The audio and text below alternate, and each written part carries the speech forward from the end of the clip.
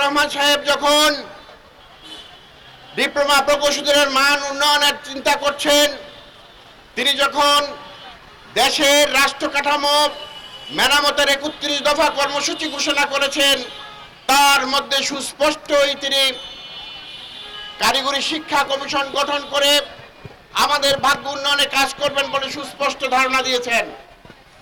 কিন্তু আজকে ফয়জুল করিম সাহেব আন্তঃ মন্ত্রণালয় কমিটিতে তিনি যে ন্যক্কারজনক পদক্ষেপ গ্রহণ করেছেন, সেটা আমরা নিন্দা জানাই।